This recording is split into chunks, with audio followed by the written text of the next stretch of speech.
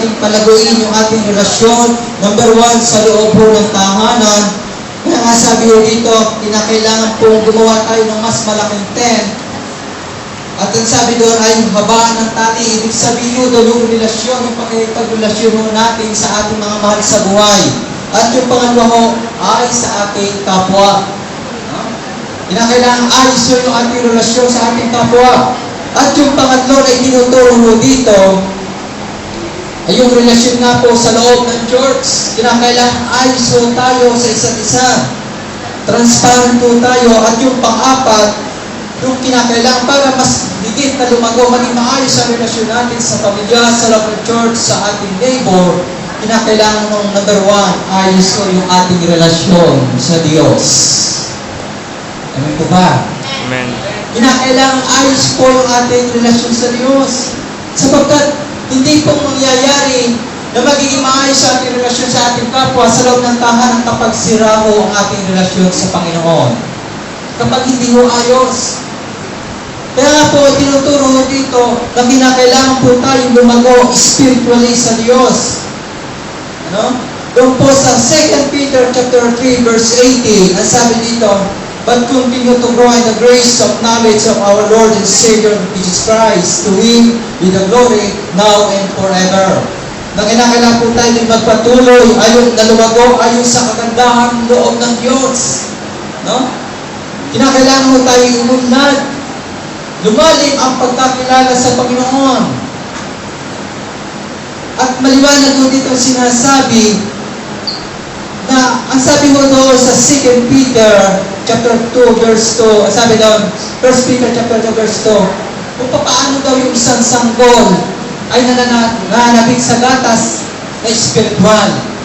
Ganun din doon, kinakailangan maghangad tayo para tayo umunlad at maging ganap ang kaligtasan. Sabi ng desire the sincere milk of the word that ye may grow thereby. Kinakailangan yung ating pananabik. Saan po? Sa salita ho ng Diyos. Para sa ganun patuloy ho tayo lumago. Para sa ganun patuloy ho natin makilala ang Panginoon. Ang Diyos po ba ay kilala ho natin? Paano natin nakakilala ang Panginoon? Through the Bible. Nakikilala mo natin ang Diyos. Kaya kinakailangan lagi mo tayo nagbabasa, nag-meditate ng Word of God. Kaya kinakailangan matutunan po natin na malaman ko kung ano yung kalooban ng Diyos. Kinakailangan lumago tayo spiritually. So we must grow. We must know how to put ourselves na makikita natin kinakailangan yung proper form for our proper growth. Ibig sabihin, kung kayo ay nasa katayuan bilang kabataan, hindi na kayo bata, iba na ho yung proper food nyo. Iba na ho yung kinakain nyo. Ano po ba? Kinakailangan ho ang itinuturo sa atin ay medyo matigas-tigas na. Amen. Siguro doon sa mga bago pa lamang ay gatas. Siyempre, di ba kapag bata, bakit ho ba gatas ang kinakain nila? Palagay niyo, bakit ho? Wala hong ipin. Diba? Mahina ang panunaw. Hindi ho niya pipiling kumain siya ng karne. Sapagkat hindi niyo kaya at hindi kaya ng kanyang panunaw. Ganyan din kapag tayo bago sa Panginoon, itinuturo sa ating basic lamang. Pero kapag tayo matagal na, kinakailangan matutunan mo natin ay kung paano tayo lalo titibay sa pananampalataya sa harapan mo ng Diyos. Sapagkat ang tao, may tatlong klaseng uri ng tao. Three kinds of people. Number one, yung pong tinatawag na natural man. Pag sinabi yung natural man, ito yung mga tao walang kaugnayan sa Diyos. Hindi po sila born again. No? Hindi nila ho nakikilala ang Diyos. Ibig sabihin, ganun ho ang ating kalagayan nung una. Tayong lahat ay natural man. Hindi ho tayo born again. Yung pangalawang uri ho ng tao, ito yung tinatawag namang spiritual man. Ang kinakailangan kapag spiritual man, alam mo kung ano yung kalooban ng Diyos. Taglay natin ang kalooban ni Kristo. Ang spiritual man, ito yung mga taong nag-iipo ng kayamanan sa langit. Ano po ba? Anong iniipok ninyo dito sa lupa? Kayamanan po ba sa langit? Kapag po tayo gumagawa sa Diyos, nag-iipok po tayo ng kayamanan sa langit. Kapag po ating ginagawa ang pag-iipok, ay yung kayamanan dito sa lupa, hindi mo yung kayamanan sa langit. Sapagkat anumang iniipok po natin dito sa lupa, tandaan mo natin mga kabataan, kahit anong pagpapagal ninyo, isang araw, iiwanan din ninyo yan. Isang araw, hindi nyo madadala sa langit. Mas maganda mo na mag-impok po tayo sa langit. Yung ginagawa ko ninyong paglilingkod, Panginoon, yung pinagagamit ninyo itong inyong buhay para sa Diyos. Ito po yung kaparaanan na pipili mo natin masabi na tayo nag-iimpok ng kayamanan sa langit. At yung pangatlong tao dito sa mundo, yung tinatawag na mga carnal man. Ibig sabihin ng carnal man, ito yung mga tao na namumuhay sa flesh. Carnal man, nakakilala sa Panginoon, na born again, pero bumabalik sa dati. Diba? Sila yung mga tao na born again, pero yung kanilang buhay na dati pinabalitan. No? Nandun pa rin yung magagalitin, nandun pa rin yung matatampuin, yung work of the flesh.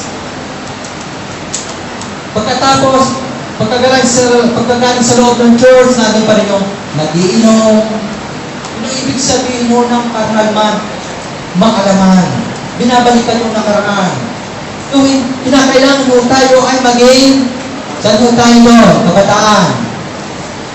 Natural man, spiritual man, o carnal man? Spiritual man. Pinakailangan mong spiritual man mo tayo. Ganun po ba? Naunawaan po ba ninyo ako? Amen. Sige nga, palagpakan mo natin ang Panginoon. Ano lang na kinakailangan matulungan po sa atin, hindi lamang ang mananampalataya, yung tinatawag na devotional life. Ano? Kinakailangan starting the day with God and His Word na makikita po natin sa 2 Timothy chapter 2 verse 15. At yung pagbibigay noon, sabi dito, taking time for thanksgiving and prayer, finding paid builders for the day na makikita po natin sa Psalms 190 verse 9, verse 11. Ito, mahalaga po yung tatlong ito na tinuturo ng Biblia, yung pagbabasa natin ng salita ng Diyos at yung pagpapasalamat sa lahat ng bagay na ginagawa ng Diyos sa inyong mga buhay at lagi mo tayo kinakailangan manalangin. At ito pong itinuturo mo dito, isang bagay na mahalaga yung sinasabi po sa Hebrew chapter 10 verse 25 na we must know how to allow others to feed us. No? Na kinakailangan po yung meron kayong fellowshipping. Na kinakailangan po yung gathering, napakahalaga ho nito. Ano po ba? Na kayo ay nagsasama-sama, na kayo ay nagpapalakasan sa isa't isa.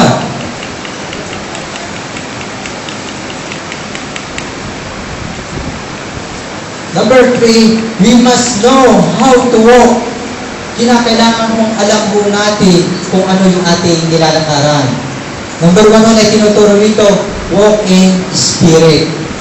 Kinakailangan na tayo ay lumalakad ayon sa Espiritu. Number 2, na makikita po natin dito sa Romans chapter 6 verse 4. Sabi dito, walk in newness of life. We might live. Kinakailangan po tayo mabuhay o lumakad sa isang bagong buhay. Ano? At yung pangtatlo, walk by faith. Na kinakailangan tayo ay nandun na tayo lumalakad na may pananampalataya sa Diyos. Number 4 ay yung walk worthy of the Lord. Na tayo po ay lumalakad na karapat-dapat sa paningin ng Diyos. Na nagbibigay ng kagalakan sa ating Panginoon, sa puso ng Diyos. At yung palima, yung lumakad, walk and circumspectly. Kinakailangan natin po yung careful how you live. Don't live like ignorant people, but like wise people. No? Kinakailangan sa paglakad ho natin na maging maingat tayo at itinuturo ho ng Bible na kinakailangan lumakad tayo bilang mga matatalino. Bilang mga tao matatalino at hindi mga. At yung pang-pito, pang-anim, yung walk in love. Lumalakad tayo sa pag-ibig ho ng Diyos. Ano po ba? At yung pang-pito ay walk in light. Lumalakad ho tayo sa liwanag ng Panginoon. Lumalakad ho tayo ayon sa kalooban ng Diyos. Ito po yung ating mga kailangan kung paano ho tayo lalago sa harapan ho ng Diyos. We must know how to reproduce. Yan.